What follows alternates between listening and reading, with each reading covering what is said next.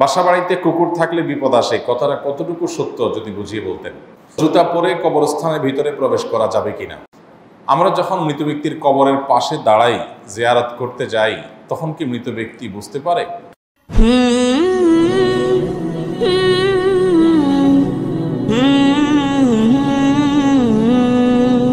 জুতা পরে কবরস্থানের ভিতরে প্রবেশ করা যাবে কিনা? জুতা পরে আমরা কবরস্থানের ভিতরে জিয়ারতের উদ্দেশ্যে বা কোনো কাজে যাব কিনা, এর উত্তর হলো, নবী করিম সাল্লাল্লাহু আলাইহি সাল্লাম এক ব্যক্তিকে জুতো পরিহিত অবস্থায় কবরস্থানে দেখে নির্দেশ করেছেন, তোমার জুতাগুলো খুলে ফেলো। সেখান থেকে বোঝা যায় যে জুতা পরিহিত অবস্থায় কবরস্থানে যাওয়াটা উত্তম কাজ না, ভালো কাজ না। সুন্নাহ হলো কবরস্থানে প্রবেশ করলে জুতা খুলে তারপরে প্রবেশ করবো আমরা।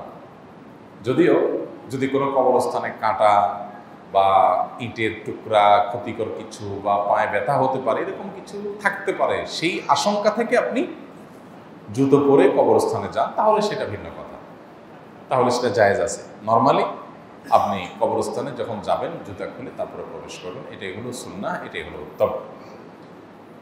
এর একটা কারণ এও হতে পারে যে কবরবাসীর প্রতি আপনার সম্মান প্রদর্শন করা, যে তারা এখানে মাটিতে শুয়ে আছে, অতএব মাটি আমি সেগুলো জুতা পায়ে পাড়ালাম না অ্যাটলিস্ট। আর সবচেয়ে বড় কারণ তো হাদিসে নিষেধ আছে, সেজন্য বিদায় কবরস্থানে জুতা পরিধান করে না যাওয়াটাই হলো সুন্নাহ এবং মুস্তাহাব। বাসা বাড়িতে কুকুর থাকলে বিপদ আসে, কথাটা কতটুকু সত্য যদি বুঝিয়ে বলতেন। বাসা বাড়িতে কুকুর থাকলে বিপদ আসে এরকম কোনো কথা কোরআন অথবা হাদিসে এইভাবে বলা হয় নাই আমার জানা মতে। তবে এটুকু ঠিক যে কুকুর বাসা বাড়ির ভেতরে, ঘরের ভেতরে কুকুর নিজেরা যেখানে বসবাস করে সেখানে রাখা, এটা হাদিসের আকারে নিষেধ। একটা প্রাণী হিসেবে তার প্রতি সিম্প্যাথি থাকবে, মায়া থাকবে, দরদ থাকবে, তার কষ্ট লাঘবের চেষ্টা থাকবে।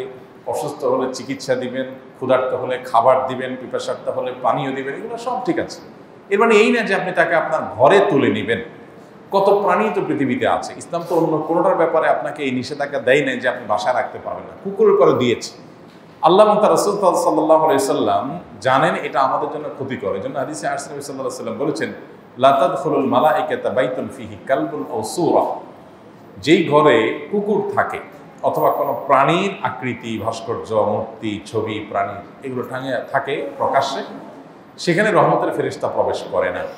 তো এই জন্য বাসা বাড়ির ভেতরে নয়, বরং পাহারাদারের জন্য রাখলে বাইরে কোনো কক্ষে আপনি রাখেন, খাবার দাবার দেন, সেটা ঠিক আছে।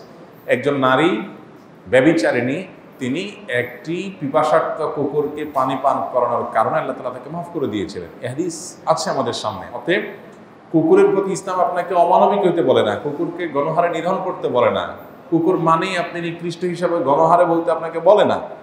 কিছু কিছু শয়তান কুকুরের আকৃতি ধারণ করে, কিন্তু এর মানে এই না যে সব কুকুর আপনি হত্যা করবেন বা সব কুকুরকে আপনি না খাইয়ে মারবেন বা কষ্ট দিবেন, এটা ইসলামে জায়েজ করে নাই। কোনো প্রাণীকে বিনা কারণে কষ্ট দিলে বরং আপনার গুনাহ হবে, কিন্তু এর মানে এই না যে ইসলাম আপনাকে ঘরে তুলতে বলেছে। মজার বিষয় হলো, কোরআন হাদিসে যেটাকে নিষেধ করে, শয়তান গোটা পৃথিবীর মানুষকে দিয়ে ওইটা বেশি করায়। এই জন্য দেখবেন কুকুর ঘর বাড়িতে রাখার জন্য যত চেষ্টা গোটা পৃথিবীতে আছে, অন্য কোনো প্রাণীকে ঘরের বাড়িতে রাখার ব্যাপারে এই চেষ্টা নাই। কেন? অন্য আরও এত বহু প্রাণী আছে, সেগুলোকে এভাবে ট্রেনিং দিয়ে, প্রশিক্ষণ দিয়ে, বিভিন্নভাবে, বিড়াল আছে, কত প্রাণী আছে, সেগুলোকে মানুষ এতটা গোটা পৃথিবী জুড়ে সমাদর করে না যতটা সমাদর করে কাকে? কুকুরকে। তার মানে কোরআন হাদিস যেটা আমাদের জন্য ক্ষতিকর হিসাবে নির্দিষ্ট করে দিয়েছে, জানিয়ে দিয়েছে, শয়তান সেটা জানে, এই জন্য মানুষের ক্ষতিগ্রস্ত করবার জন্য সেটাই দেয়। রহমতের ফেরেশতা আসে না, ঈমান এবং হেদায়েত থেকে আমরা বঞ্চিত হই, অনেক দিক থেকে ক্ষতি হয়। কিন্তু এর মানে এই না যে ক্ষতি বলতে আমরা সাধারণত যেগুলো বুঝি বিপদ আপদ, রোগবালাই, মুসিবত, এগুলোই আসতে থাকবে অনবরত, এইভাবে ডাইরেক্ট হাদিসে আসে না। তবে এটা ঠিক, রহমতের ফেরেশতা যদি না আসে সেটা তো এক প্রকারের ক্ষতি, এক প্রকারের বিপদ বা বহু বিপদের কারণ। তো ওইভাবে বলা যায়, কিন্তু এইভাবে আলাদা করে বলা হয় নাই যে কুকুর থাকলে কোনো বাসা হয়তো সেখানে বিপদ আপদ লেগে থাকে, এইভাবে কোরআন হাদিসে আসেনি। আল্লাহ আলাম। আমরা যখন মৃত ব্যক্তির কবরের পাশে দাঁড়াই, জিয়ারত করতে যাই, তখন কি মৃত ব্যক্তি বুঝতে পারে আমরা যে তার কবরের পাশে দাঁড়িয়েছি? আমরা যখন কোনো মৃত ব্যক্তির কবরের পাশে দাঁড়াই, জিয়ারত করতে যাই, সালাম পেশ করি, তখন তারা সেটা টের পান। তাদের ধ্বংসাবশেষ মাটির সাথে মিশে গেলেও আল্লাহ রাব্বুল আলামিন বারজাখী জীবনে, এটাকে বারজাখী জীবন বলে, মৃত্যু থেকে নিয়ে কিয়ামতের আগ পর্যন্ত যে জীবনটা আছে, এখানে মানুষের শরীর মাটির সাথে মিশে যাক, পানিতে গলে যাক, যেখানে যে অবস্থা থাকুক, সেখানে এক প্রকারের রূহ আল্লাহ তাআলা শুধুমাত্র বিশেষ কিছু জিনিস যেগুলো আল্লাহ তাআলা অনুভব করাতে চান, সেগুলো অনুভব করার ক্ষমতা আল্লাহ তাদেরকে দেন। এর ভিতরে একটা হলো এটা যে কোনো ব্যক্তি তার কবর জিয়ারত করতে গেলে, কে আসলো জিয়ারত করতে, সেটা তিনি টের পান। সালাম যখন দেন তখন সালামের জবাবও তিনি দেন, সেটা আমরা শুনতে পাই না, জাস্ট এটুকু। এটা বহু সালাফদের মত।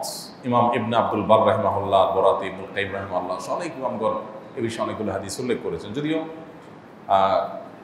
আপনার সমকালীন ওলামাদের মধ্যে শেখ বিন বাজ রহমতুল্লাহ সৌদি আরবের সাবেক গ্র্যান্ড মুফতি, উনি এ বিষয়ে ভিন্ন মত পোষণ করেছেন, আর অনেকে ভিন্ন মত পোষণ করেছেন। তারা বলেছেন যে মৃত ব্যক্তি টের পায় কি পায় না, এই বিষয়টা হাদিস দ্বারা চূড়ান্তভাবে পরিষ্কারভাবে ক্লিয়ারলি প্রমাণিত না। বাট তারা আবার এটাও বলেন নাই যে মৃত ব্যক্তি টের পায় না।